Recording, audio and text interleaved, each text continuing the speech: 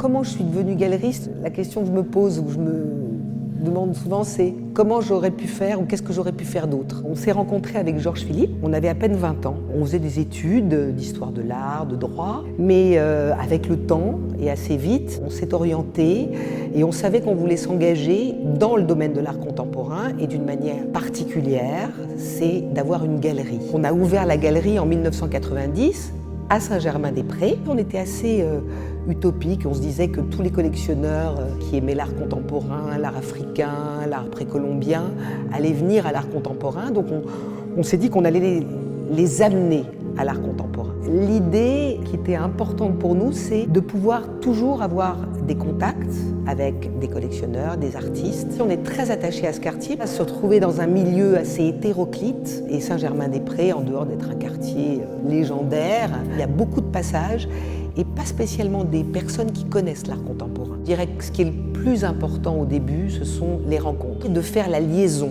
de mettre en regard en fait ces artistes issus d'une époque, enfin plutôt des années 60, et puis des pratiques très contemporaines qui très facilement en fait se reportent. Et donc on a, avec cette volonté de faire le lien entre des années 60 et notre génération, on a choisi en fait de manière assez subjective des artistes. Et puis après, au fur et à mesure où on se professionnalise, on va dans les foires, on va dans les expositions, on va dans les biennales, et là, on repère des personnes avec lesquelles on a envie de travailler, et c'est comme ça aussi que la programmation s'est faite au fur et à mesure. La particularité de cette galerie, c'est, dès le départ, et pour ça on est resté très fidèle à nos utopies, c'était de mélanger, d'aller vers plusieurs générations en même temps.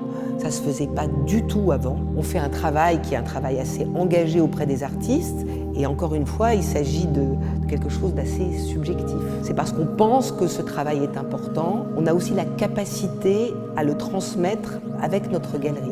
Il y a des artistes, par exemple, que j'adore, mais peut-être qu'on pourrait plus difficilement travailler avec.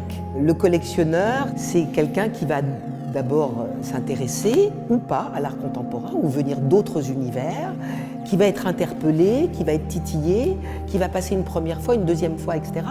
Pour lui, ça va être comme une nécessité de faire l'acquisition d'œuvres. Et nous, on est cet intermédiaire. Il faut aussi attirer la confiance. Avec le collectionneur, il y a vraiment cette idée aussi de long terme, c'est-à-dire cette idée de travail.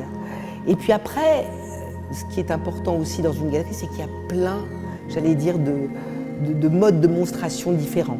On fait des foires, il y a beaucoup de passages, on peut être en face de personnes qui ne nous connaissent pas, mais le fait d'avoir une certaine liste d'artistes, d'être sur cette foire, c'est un gage de confiance. Le rapport au collectionneur joue aussi beaucoup sur la confiance. Nous, on est là pour transmettre, mais, et surtout aussi, il faut savoir qu'être collectionneur, c'est aussi un engagement, parce que ça permet aux artistes de travailler, d'être reconnus.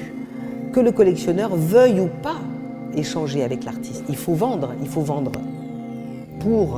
pour la reconnaissance des artistes, pour permettre aux artistes de continuer, et aussi pour continuer à faire vivre la galerie et pour faire ce qu'on aime. Il n'y a pas de lien particulier avec le digital, c'est un outil qu'il faut absolument appréhender, qu'il faut absolument travailler pour être avec son temps. Maintenant, on est dans une époque, et pas seulement maintenant, depuis longtemps, où petit à petit, les informations se sont multipliées.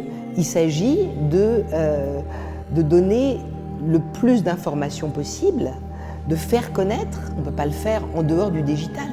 Mais ce qui est important, en tout cas pour moi, c'est qu'évidemment, l'image de quelque chose, même si c'est dans un musée imaginaire, hyper bien présenté, etc., ne peut pas remplacer, en tout cas en manière d'art, la sensation, le rapport à l'œuvre, le rapport à l'espace, le rapport à l'exposition. Le digital, c'est le complément, c'est un support, mais dans tout ce qui se passe sur Internet et ce qu'on peut acheter sur Internet, et je suis la première à le faire, il y a une limite au digital en fait. Il est complémentaire, mais rien ne peut remplacer la sensation d'une exposition et une œuvre.